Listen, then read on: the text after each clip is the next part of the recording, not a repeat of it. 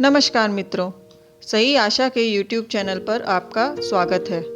आज डॉक्टर उमेश सिंह बैद साधक बंगाल के नए नए संगठन के बारे में बताएंगे। इसमें उन्होंने किसी रचनाकार द्वारा संगठन बनाने की बात कही है। वे कहते हैं कि हर बार कोई एक दृष्टा संगठन, समाजशास्त्री और कोई नई धारा समाज में विचार प्रकट करता है। उस विचार के इर्द गिर्द संगठन बन जाता है। उन्होंने उदाहरण स्वरूप इस्लाम के बारे में बताया है। वे कहते हैं कि मोहम्मद जो कभी सोच भी नहीं सकते थे कि उनके वचनों पर जो इल्हाम हुआ है उसको मनाने वाले लोग दुनिया में सबसे ज़्यादा हो जाएंगे। इस वीडियो के द्वारा उन्होंने नए नए संगठन बनाने में अपने विचारों को प्रकट किया है। मेरे बहुत अच्छे मित्र तपन घोष ने और हिंदू संगति की रचना की थी। नया संगठन बनाया था बंगाल में लगभग 8-9 वर्ष पहले। ये पहली घटना है मानव इतिहास की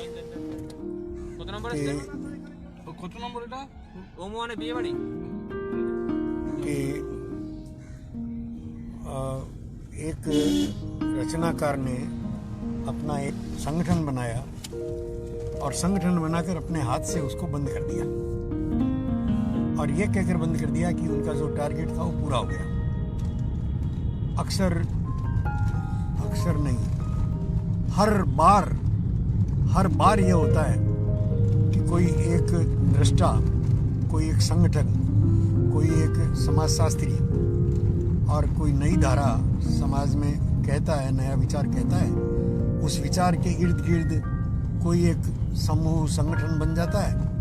पहले वो संप्रदाय होता है छोटा सा और फिर धीरे धीरे खुद ही अपने आप को धर्म करने लगते हैं। तेरापंथ इसका सबसे लेटेस्ट उदाहरण मेरे सामने है, क्योंकि तेरापंथ पर में ही इस साधक ने अपनी देह पाई। इसका बड़ा उदाहरण जो है वो इस्लाम है।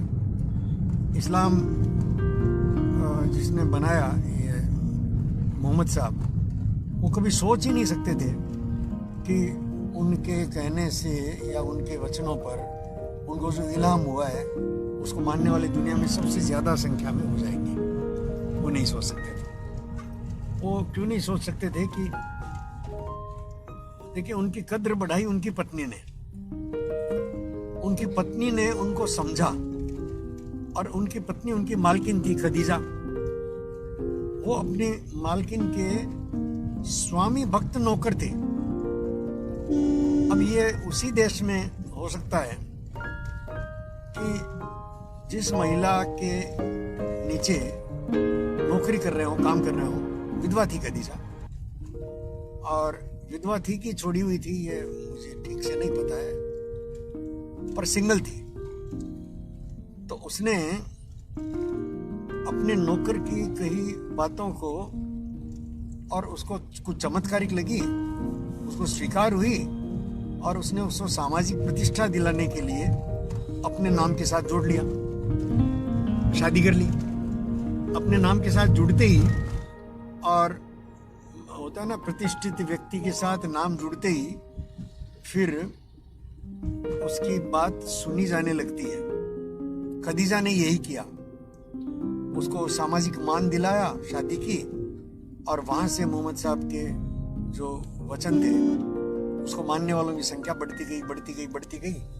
इस पूरे कबीलाई समाज में एक वो बन गया। पूरे कबीलाई समाज में एक नया पंथ खड़ा होने लगा, सबके साथ उसका और तालमेल बन गया। तो इस्लाम एक पूरा ऐसा धर्म बन गया जिसके सारे कुछ ऑल इंक्लूसिव है। राजनीति, अर्थनीति, धर्म नीति, सामाजिक रीति रिवाज, पहनना, ओढ़ना, खाना पीना, रहना, सोचना, सब कुछ बंधा हुआ है कुरान से। सब कुछ, एक बात जो कुरान में नहीं, कुरान का ही जो भाष्य है वो अलग अलग हदीसें हैं। कुरान के किसी वचन को नहीं समझ में आने पर हदीस को रेफर किया जाता है। हदीसें वैसे ही है जैसे हमारी गीता की अनेक व्याख्याएं बनी हुई है व्याख्याकारों द्वारा। उस व्याख्याकार ने ये कहा, उस व्याख्याकार ने ये कहा, इस प्रकार से, और ये सारा चला है। ये बिल्कुल वैसा ही हर बार होता है। कोई एक विचारक जो है एक विचार देता है, उस विचार के आसपास एक पंथ खड़ा हो जाता है। वर्तमान में जो क्लब वगैरह बनते हैं, संगठन बनते हैं, वो क्या है? अब जैसे किसान आंदोलन चल रहा है, तो किसान आंदोलन क्या है? इनके वर्तमान टिकैत जो भी डकैत जैसा है, उसके पिताजी का बड़ा सम्मान था, महेंद्र टिकैत। तो उन्होंने किसानों की अवस्था देखी और उन्होंने एक विचार दिया। उनके इर्द गिर्द की किसान संगठन 1 बना, 2 बने, 3 बने और कई सारे किसान संगठन बने और किसान आंदोलन सबसे बढ़िया, सबसे बड़ा और शायद पहली बार उन्हीं का था। उसके बाद तो चरण सिंह जी ने, चौधरी चरण सिंह जो प्रधानमंत्री बने एक बार भारत के, तो उनके इर्द गिर्द किसान आंदोलन बड़ा हुआ था। ये तो किसान आंदोलन है ही नहीं। वर्तमान किसान आंदोलन नहीं है। उसमें खालिस्तानी और लाल मोर्चा वाले, लाल वाम मोर्चा वाले और कांग्रेस के बची कुची चट्टे बट्टे और सत्ता लोग भी कुछ 18 राजनीतिक दल, उनका जमावड़ा है। अंतर्राष्ट्रीय इसके समीकरण हो गए हैं, तो बड़ा एक थ्रेड जैसा लगता है, पर थ्रेड जैसा है नहीं। जैसे इस्लाम एक बड़ा थ्रेड लगता है पूरी दुनिया को, लेकिन अब कोई थ्रेड नहीं है। इस्लाम अपने आप में सिमट रहा है, अपने भीतर मंथन में लग गया है। चारों तरफ से जो पिटाई हो रही है इस्लाम की, तो उस कारण से वो अपने मंथन में लग गया है। बिल्कुल वो स्थिति तेरा पंथ की है। तेरा पंथ में अब पंथ चलाने का जो विचार था, जिस विचार के आधार पर और स्थानक वासियों से विकर्णजी स्वामी अलग हुए थे, वो सारे सिद्धांत तो सर पर टांग दिए। पैसा ही पैसा चला रहा है, पैसे वाले पंथ को चला रहे हैं, पैसे वाले पंथ को चला रहे हैं। तो मतलब डूबने के वो सीधा डूबने वाले हैं जी। पैसे वालों ने किसका लिहाज किया है? पैसे वाले जिसके सर पर चढ़ते हैं, जिस पर सवारी करती है माता लक्ष्मी अकेले, वो तो उल्लू ही होता है। और उल्लू भी ऐसा होता है कि वो मानने को तैयार नहीं कि वो झूठ बोलता है। और वो उल्लू कब मानते हैं? उल्लू को समझाओ कोई आप कुछ नहीं मानेगा। मुसलमान को समझाओ, मानेगा? नहीं मानेगा। तेरापंथी को समझाओ, मानेगा? नहीं मानेगा जी, नहीं मानेगा। किसी भी पंथ वाले को उसके पंथ के विरुद्ध में 2 बात कहकर देखो, सुनेगा ही नहीं। यह है पंथ की ताकत। इस ताकत के बल पर आज अलग अलग पंथ दुनिया में हजारों लाखों पंथ आपस में लड़ रहे हैं। वही लड़ाई जो है विचारों की लड़ाई, वही लड़ाई पूरी दुनिया को लड़ा रही है। परिवार से लेकर मन में भी खंड हो गया आदमी इन्हीं विचारों ने, जो अधूरे विचार हैं, जो आचरण में नहीं उतरे। भारत यहीं अटक गया मित्रों। आचरण में न उतरे विचारों के बोझ से जो प्रदूषित हो गए हैं विचार, जो सोच प्रदूषित हो गई है, और सोच प्रदूषित हो जाए तो आदमी को तो सच्चा रहने नहीं देती। आज मानवता की कीमत, मानवीय मूल्यों की कीमत कमतर होती जा रही है। मैं एक गृहस्थी होने के नाते ये बहुत अच्छे से समझता हूँ कि मेरे अपने घर में जो मातृवर्ग है, बेटी हो, बहू हो, पत्नी हो, ये सब मुझसे टैलेंट में मुझसे, और मेरी पोती भी आगे है भाई, बाकी की मैं क्या बात कहूँ, लेकिन परंपरा से चल रहा है। मैं बड़ा हूँ और मुझे वो बना रखा है पपेट की तरह। वो सब भी जानते हैं कि आदमी किसी काम का नहीं है, लेकिन वो झेल रहे हैं। मानता है उनकी। घर घर में ये परंपरा से बंधा हुआ आदमी का जो मन है, वो औरत पर मानसिक भावनात्मक अत्याचार करता ही है, सदियों से कर रहा है। और महिला की महानता है ये कि उसने उसको स्वीकार कर रखा है। ये जब तक स्वीकृति में है, तब तक तो परिवार के ढांचे जैसे तैसे बचे हुए हैं। बाकी परिवार में कुछ बचा नहीं है जी, बाकी परिवार में कुछ नहीं बचा है। जो बाहर से दिखाते हैं कि ये पति पत्नी एक दूसरे के मेड फॉर ईच अदर हैं, कोई मेड फॉर ईच अदर नहीं है जी। मन में आता है, पति के मन में आता है कि ये मेरे पता नहीं कितने जन्मों के पापों का फल है। ये पत्नी के भी ऐसे ही आता है। कोई 7 जन्म के बंधन की कोई बात ही नहीं है। इसी जन्म में जेल जुल के कैसे ही पाल लें। बच्चे हो गए हैं, अब बच्चे हो गए हैं तो बच्चों के लिए माता त्याग करती है। पिता को तो क्या है, ठीक है, बच्चे कहीं भी जाएंगे, घूमेंगे फिरेंगे, मस्ती करेंगे, लेकिन माँ पकड़ के रखती है। इसमें ये जो महानता है, ये स्वीकृतियों में नहीं आ रही है, क्योंकि हमारी परंपराओं ने हमको जकड़ रखा है। ये परंपराएं, धर्म, संप्रदाय सबके साथ जुड़ी हुई है। जैसे परिवार एक संगठन है, वैसे संप्रदाय एक संगठन है, जैसे संप्रदाय एक संगठन है वैसे देश एक संगठन है। और इस प्रकार अलग अलग संगठन आपस में अलग अलग मोर्चों पर लड़ते रहते हैं और दोस्ती भी कर लेते हैं। ये दोस्तियां और दुश्मनियां अपने अपने स्वार्थ के आधार पर बदलती रहती है। ये दोस्ती और दुश्मनियों के बदलते रहने के जो समीकरण है वो कोई इस युग के नहीं है, वो हर युग में, माने राम जी का जो त्रेता हो या कृष्ण भगवान का द्वापर हो, इसलिए वो युग हमसे अच्छे रहे हो ऐसा मानने का कोई कारण नहीं है। कलयुग बहुत अच्छा है। कलयुग के अच्छा होने के इतने ज्यादा समीकरण है। एक तो कलयुग में हर आदमी एक दूसरे को ठीक से पहचान लेता है और अपना निर्णय लेता है। अब कोई भीष्म पितामह के चक्कर में नहीं आता, द्रोणाचार्य के चक्कर में नहीं आता। अब तो बच्चा बच्चा पहचान लेता है कि ये दुर्योधन और दुशासन धूर्त है, दुष्ट है, उनके विरुद्ध में वोट देकर बदल देता है। और पप्पू कितना भी कहे कि मैं राजा हूं, मैं युवराज हूं, मैं करूंगा शासन, पब्लिक आने देगी? पब्लिक नहीं आने देगी। लेकिन षड्यंत्र तो चल ही रहे हैं। ये पप्पू जो है अंतरराष्ट्रीय एजेंसियों का लाभ ले रहा है। जो पैसा जितना इसकी मां ने खाया ना 2G 3G 4G घोटाला कर करके, और कहीं चाइना में रखा है, कहीं रखा है, उसी पैसे के बल पर प्रकारांतर से वही पैसा घूम करके और दाऊद खड़े किए उसने, वही पैसा और चाइना के रास्ते से ये अंतरराष्ट्रीय ड्रग के निर्माण में, कोरोना के निर्माण में ये लगा है जी। कोरोना जो वायरस आया है वो अमेरिका और चाइना के मिली भगत से, और उसमें सारे विकसित देशों का पैसा कहीं ना कहीं घूम करके लगाई है भाई। अब ये पैसे का समीकरण अलग चलता है मित्रों। मैं कभी अलग से बात करूंगा कि ये सारी इकोनॉमी बर्बाद करने वाली इकोनॉमी है जहां, और बहुत इम्बैलेंस है, बहुत इम्बैलेंस। बात करेंगे कभी।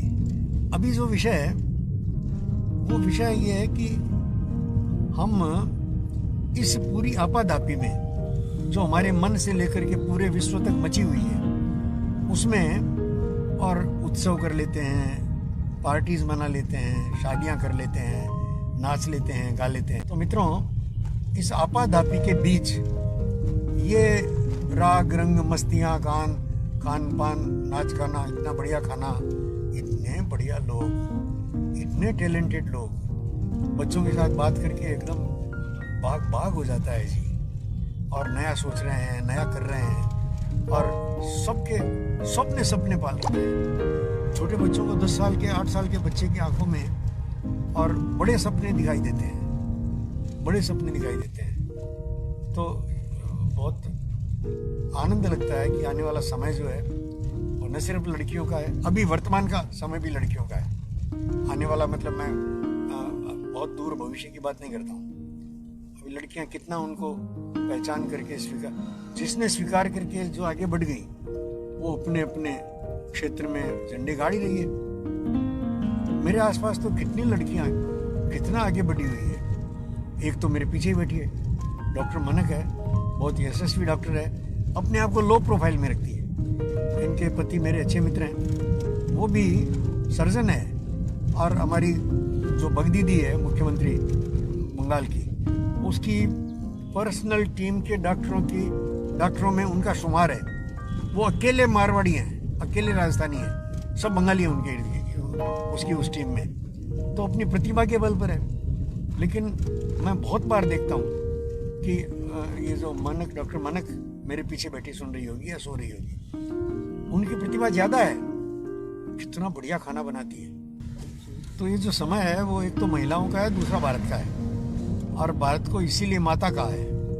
तो भारत माता की जय, मतलब दुनिया भर में महिलाओं की जय।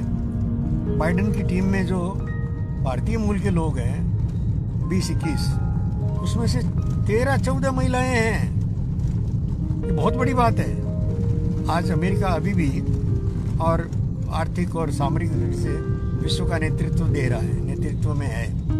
आने वाले समय में मोदी जल्दी उस स्थान को ले ले, ये हर भारतीय की कामना है। भारत तेजी से उठ रहा है, संभव है ये हो जाएगा, क्योंकि सारे वैश्विक समीकरण जो है वो अभी मोदी के फेवर में है, और बाइडेन भी मोदी की बात मानता है, इसलिए उसने कई दृष्टियों से वो संकेत कर दिए हैं कि भारत के हर संकट में, और अमेरिका जो है वो बाइडेन आए चाहे ट्रंप आए चाहे पहले ओबामा था, कोई भी राष्ट्रपति आए कोई फर्क नहीं पड़ता, बाकी देशों से भारत के संबंधों पर कोई भी क्वेश्चन मार्क नहीं करता अमेरिका।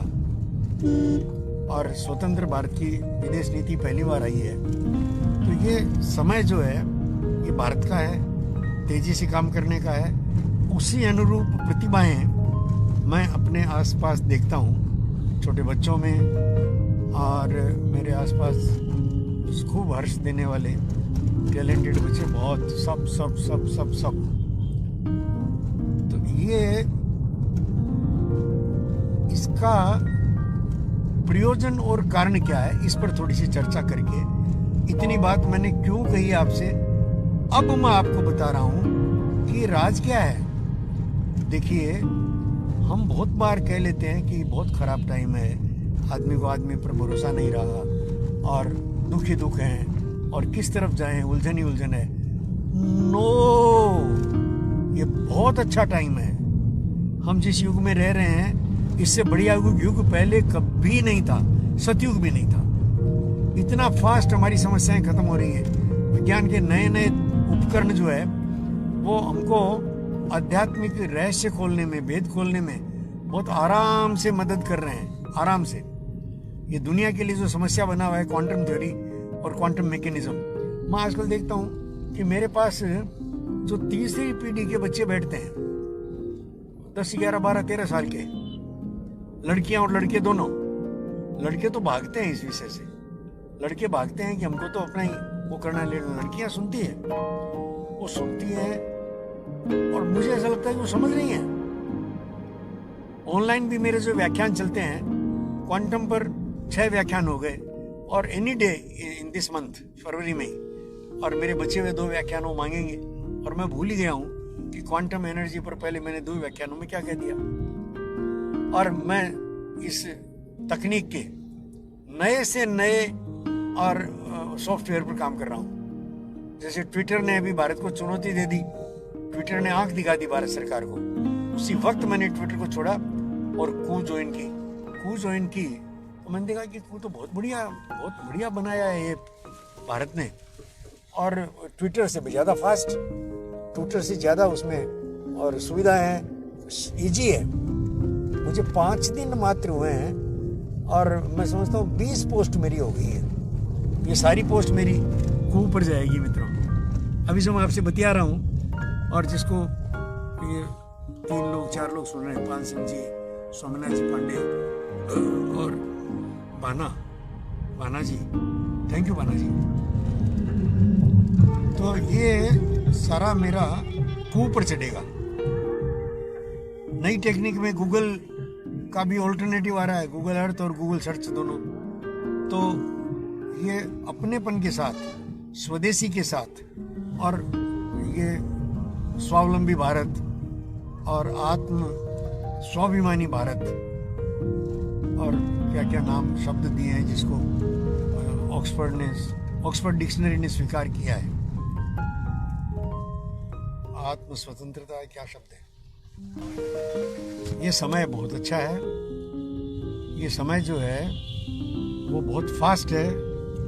पूरी धरती की मानव जाति को आगे बढ़ाने के लिए रिसेप्टिविटी इस समय में बहुत अच्छी है। इससे पहले मैंने रिसेप्टिविटी अपने 70 वर्ष के जीवन में, इतनी रिसेप्टिविटी मैंने देखी ही नहीं। ये बात करते ही देखिए मित्रों, रिसेप्टिविटी का अर्थ ये नहीं कि सहमतियां हो, ना, सहमतियों की बात नहीं है। बात सुनने की है, और सुनने के लिए अनएक्सपेक्टेड रूप से और कई लोग खड़े हो जाते हैं। इन स्वीकृतियों के आधार पर ही साधक जान पाया है कि क्वांटम पर भारत में समझने वाले कई लोग हैं। कई लोगों से मेरी मित्रता हो रही है जो क्वांटम मैकेनिज्म को समझने लगे हैं। तो ये समय बहुत अच्छा है, तेजी से विकसित हो रहा है मानव, और हम सबके सपने, आपके मन में भी जो सपने हैं और आप जो संघर्ष कर रहे हैं, हर आदमी संघर्ष कर रहा है, और अपने मन में जीत का विश्वास रखिए। लड़ना तो पड़ेगा, सबको अपनी अपनी लड़ाई है, सबकी अपनी अपनी लड़ाई है मित्रों। हमारी इस बातचीत का जो लाभ परस्पर होता है वो यही कि, और जैसे आपको सुना करके आपको मैं मेरे बोलने में गलती हुई तो आप मुझे ठीक कर देंगे, किसी भी फील्ड में चाहे गलती हुई, और अगर आपको मेरे कहे हुए कुछ शब्दों में से और आशावाद दिखता हो, उत्साह दिखता हो, तो आप भी अपने मोर्चे पर डट के लड़िए। जीत होनी है, लड़ाई में इतना ध्यान रखिएगा कि जीत का बड़ा हकदार, जीत का बड़ा शेयर होल्डर जो है वो व्यक्ति होगा जिसको आप अपना अभी दुश्मन मान रहे हैं। कोई दुश्मन नहीं है, कोई दुश्मन है ही नहीं। पति पत्नी के बीच कौन किसका दुश्मन है बताइए? नहीं जी, हिंदू मुसलमान जो एक दूसरे को, अरे कल तक तो भाई थे भाई, कल तक तो भाई थे, एक ही खून, एक ही जैसा आबो हवा में पले बढ़े, खाली एक विचार अलग ले लिया किसी भी कारण से हो तो विचार को ठीक कर लेंगे। विचार तो ठीक बातों से होता है, दुश्मनी का क्या काम है भाई? दुश्मन नहीं है चाइना, आज लगता है कि और भारत का जानी दुश्मन है, ना जी ना। चाइना और भारत मिलकर के साउथ एशिया एक बड़ी ताकत बनने वाली है जो पूरे विश्व को और लीड देने वाली है, न आर्थिक मोर्चे, न सिर्फ आर्थिक मोर्चे पर, न सिर्फ सामरिक मोर्चे पर, बल्कि नैतिक मानदंडों पर भी। व्यापारिक जो मानदंड आज एकदम बिगड़ गए हैं, लूट मची है चारों तरफ, हमारे आसपास कितनी संस्थाएं लूट रही है, ये हमारी कॉलेज स्कूल सब लूट रहे हैं, एलोपैथी का पूरा सिस्टम लूट पर खड़ा है। तो इसको, ये सब जो है ये बंद हो, पूरी मानवता के हित में। इकोनॉमी नहीं आए, इकोनॉमी देना ही देना, देकर खुश होता है आदमी। ये भारत और चीन दोनों मिलकर के जी करके वैसा, ये देने का जो सुख है, देखिए भारत कितना ले रहा है। अब तक सिर्फ 7-8 देशों में भारत के वैक्सीन फ्री पहुंचे हैं, उसमें पाकिस्तान एक है। पाकिस्तान जैसे दुश्मन देश को 2 करोड़ वैक्सीन भेज दी भारत ने, कितना बड़ा प्रभाव पड़ता है। इसलिए पाकिस्तान की जनता ये समझती है कि हमारा असली मित्र जो है वो भारत है, भारत से अच्छा कोई देश नहीं और हिंदू से अच्छा कोई दोस्त नहीं। ये समीकरण और अनायास पूरे विश्व में बन रहे हैं। ये समीकरण जो है और पूरे विश्व को मानवता की दिशा में आगे बढ़ा करके इस धरती को डूबने से बचा लेंगे। नहीं तो धरती पर बड़ा संकट है मित्रों। कल रात को 11 बजे लगभग जापान में जो भूकंप आया, 7 रेक्टर स्केल का, बड़ा भयंकर था। उससे एक दिन पहले भारत में भूकंप आया, दिल्ली में 4.5 रेक्टर स्केल का था, जिससे दिल्ली हिल गई, नीचे आ गए सब लोग।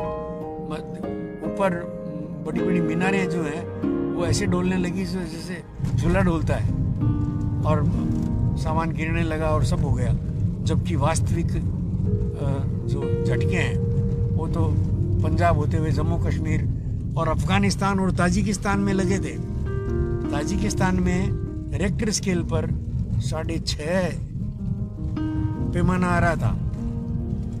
तो ये जो धरती पर बड़े संकट आ रहे हैं, ये जो अभी ज्योति मठ में जो बाढ़ आई है, जिसने भयंकर केदारनाथ की बाढ़ को याद करा दिया, ये बाढ़, ये तूफान, ये ज्वालामुखी का फटना और ये भूकंप का आना बार बार, ये लगता है कि प्राकृतिक प्रकोप है। ये प्राकृतिक प्रकोप कम है मित्रों, ये मानव के दुष्कर्मों का फल, प्रकृति का अपना ढंग है, उस ढंग से दे रहे हैं। कोरोना को भेजा, कोरोना नहीं समझा पाया, कोरोना से नहीं समझे, जीने का स्टाइल नहीं बदला, मेरे आसपास नहीं बदला, मैं क्या कहूँ मित्रों। तो कोरोना से नहीं बदला तो ये आना ही है। तो प्रकृति का अपना ढंग है, मानव अपने किए का फल पा रहा है। इस विषय पर अगली बार जब कभी समय मिला तब बात करेंगे। मतलब अभी ये चारों तरफ देखिए आप, कितनी बढ़िया हम वैदिक विलेज जाकर आए हैं। यात्रा में कितने सुहाने ये खालधार के किनारे किनारे गाड़ी चल रही है।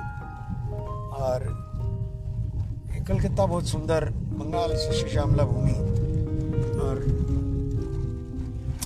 दीदी ने बिल्कुल बेकार कर दी, रक्त बहा दिया, मेरी इस धरती को रक्त रंजित कर दिया, इसकी पहचान बदल दी, नृशंसता पहचान दे दी ममता ने। और बहुत क्या करूं, शर्म लगती है कि मैं ममता के शासन में और बैठा हूं। शर्म लगती है अपने आप को ये कहते हुए कि मैं बंगाली हूं, मुझे शर्म लगती है। लेकिन समय बदलेगा, समय बदल रहा है और हम सुख की तरफ बढ़ रहे हैं। आइए हम सब साथ साथ सुख की तरफ और बहुत सम्मानपूर्वक चले। नमस्कार।